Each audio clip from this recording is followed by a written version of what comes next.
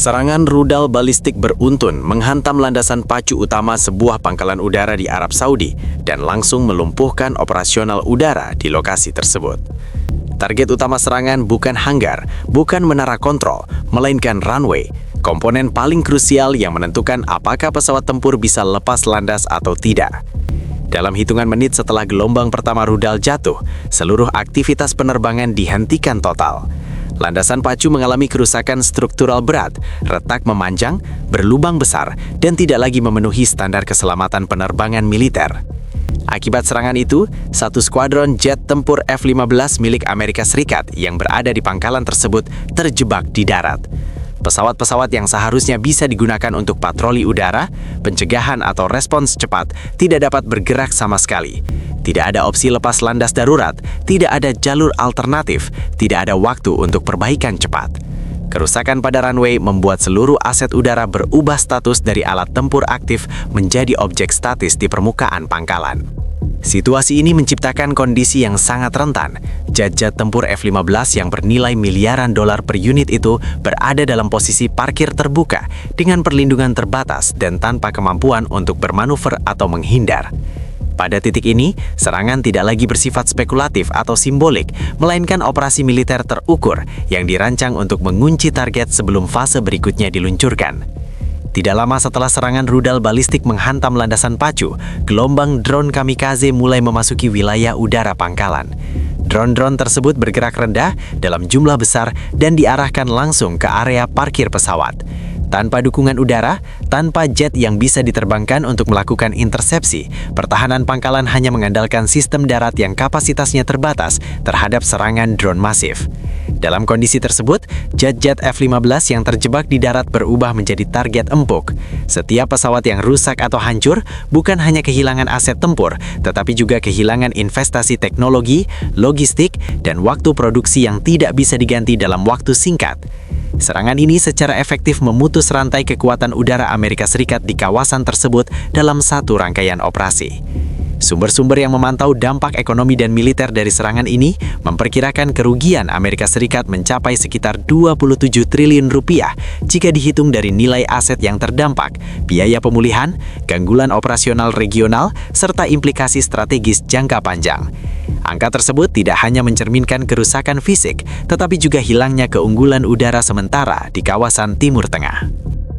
Segera setelah landasan pacu pangkalan udara di Arab Saudi hancur akibat serangan rudal balistik beruntun, seluruh mekanisme pertahanan udara mulai menunjukkan kelemahan yang krusial.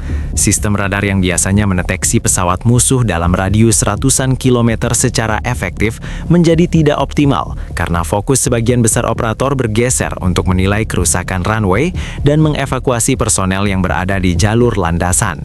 Zona darurat yang biasanya diperuntukkan bagi pesawat tempur atau helikopter tanggap cepat kini penuh dengan kendaraan evakuasi dan peralatan darurat, sehingga ruang untuk operasi tempur praktis lenyap.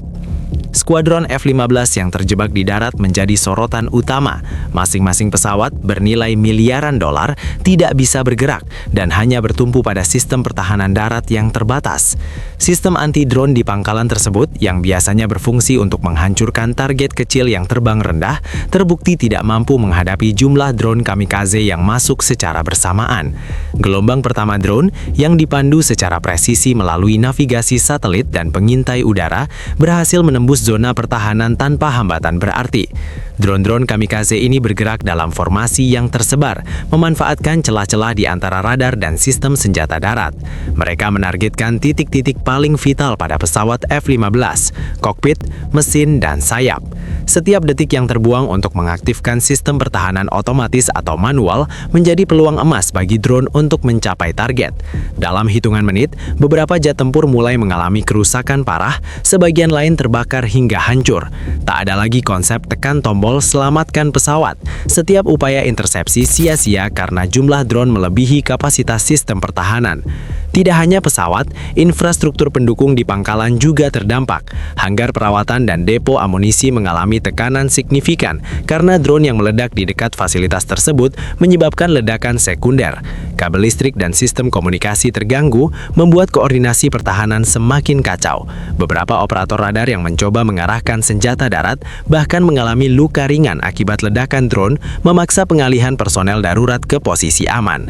Analisis awal dari sumber militer menyebutkan bahwa jumlah drone yang berhasil menembus pertahanan mencapai puluhan unit dalam waktu kurang dari 15 menit, menimbulkan kerusakan yang setara dengan beberapa operasi udara penuh dalam kondisi normal. Setiap jet F-15 yang hancur atau rusak total membawa konsekuensi logistik dan ekonomi yang masif, biaya produksi jet baru, pelatihan pilot, dan pengaturan ulang strategi regional yang harus disesuaikan. Nilai kerugian langsung ditaksir dalam triliunan dolar, memperkuat proyeksi awal bahwa Amerika Serikat menghadapi kerugian sekitar 27 triliun dolar dari rangkaian serangan ini. Yang lebih serius, serangan ini menimbulkan efek domino pada pangkalan-pangkalan udara sekutu di kawasan. Informasi cepat dari satelit dan drone pengintai menunjukkan bahwa strategi serangan berfokus pada lumpuhkan terlebih dahulu kemampuan lepas landas, baru hancurkan target pasif.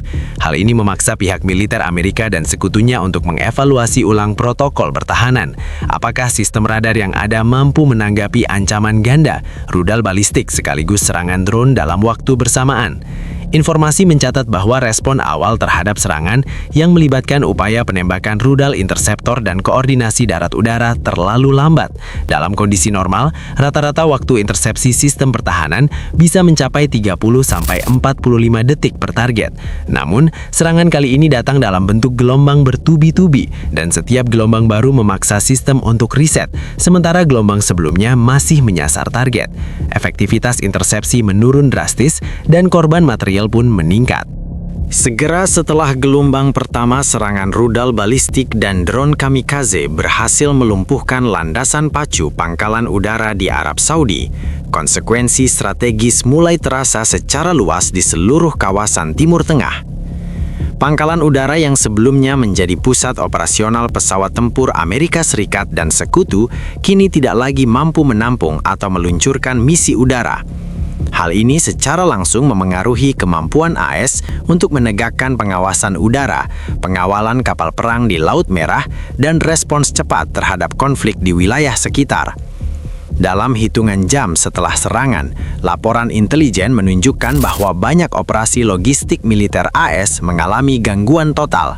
Jalur suplai udara yang mengandalkan pesawat transportasi militer terpaksa dialihkan atau ditunda, sementara beberapa misi kritis, termasuk patroli dan pengintaian, dibatalkan karena ketidakmampuan lepas landas dari pangkalan yang terdampak.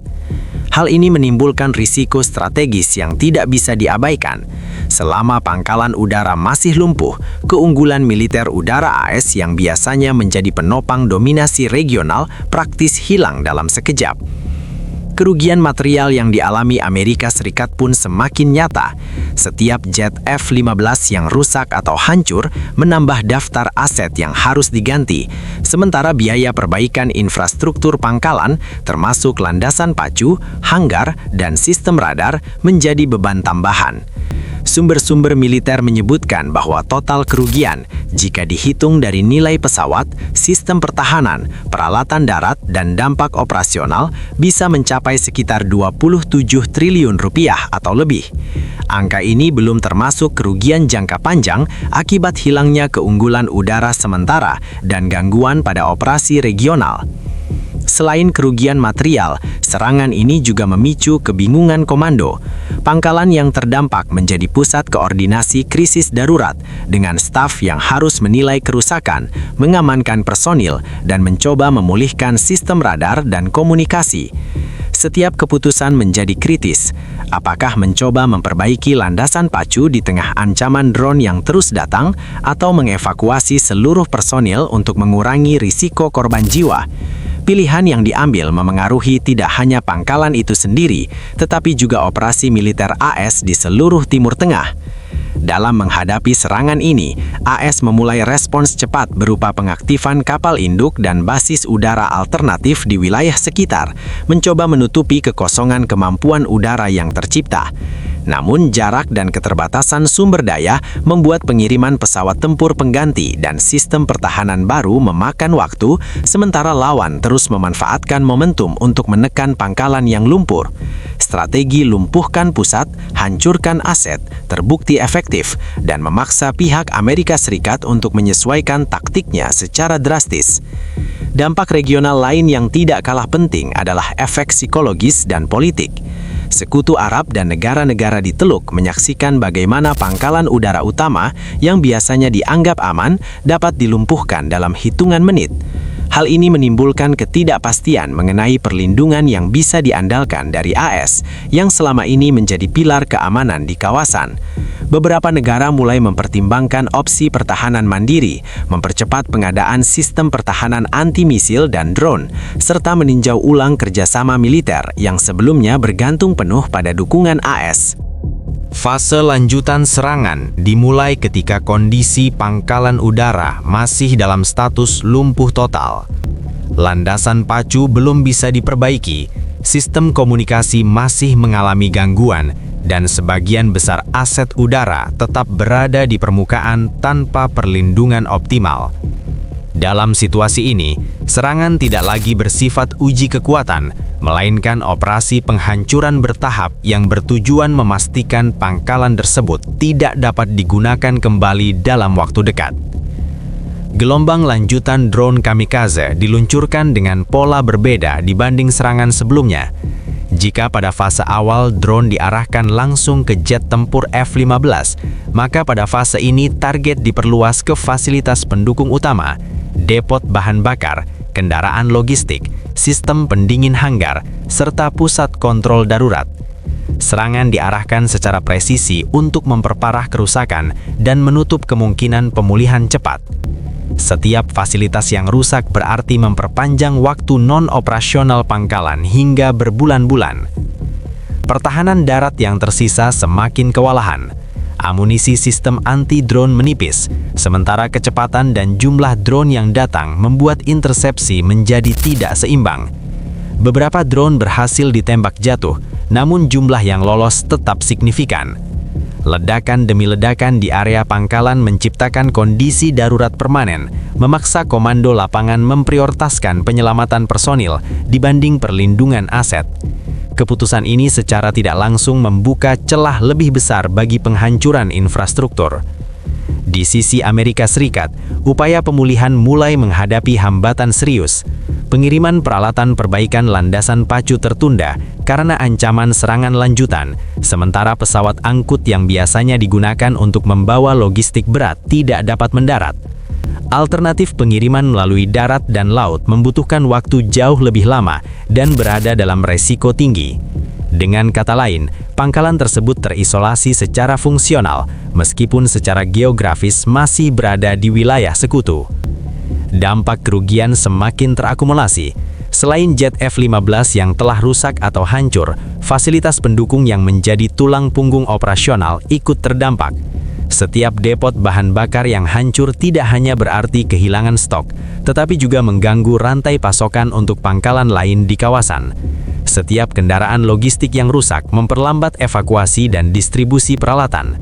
Dalam perhitungan strategis, kerugian ini memperkuat estimasi bahwa total kerugian Amerika Serikat mencapai sekitar 27 triliun rupiah, mencakup kerusakan fisik, biaya pemulihan, dan hilangnya kemampuan operasional regional.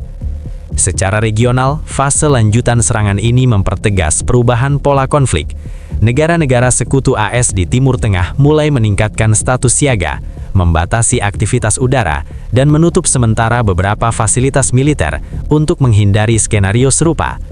Efek domino ini menunjukkan bahwa satu pangkalan yang lumpuh dapat mempengaruhi postur militer seluruh kawasan. Kepercayaan terhadap perlindungan infrastruktur udara menurun, sementara ancaman drone dan rudal balistik menjadi fokus utama perencanaan pertahanan. Bagi pihak penyerang, fase ini dianggap berhasil karena tujuan utama tercapai, memastikan pangkalan udara tidak dapat kembali beroperasi dalam waktu singkat. Dengan landasan pacu rusak parah, aset udara hancur, dan logistik terganggu, pangkalan tersebut kehilangan nilai strategisnya. Ini membuka ruang bagi tekanan militer lanjutan atau negosiasi dengan posisi tawar yang lebih kuat.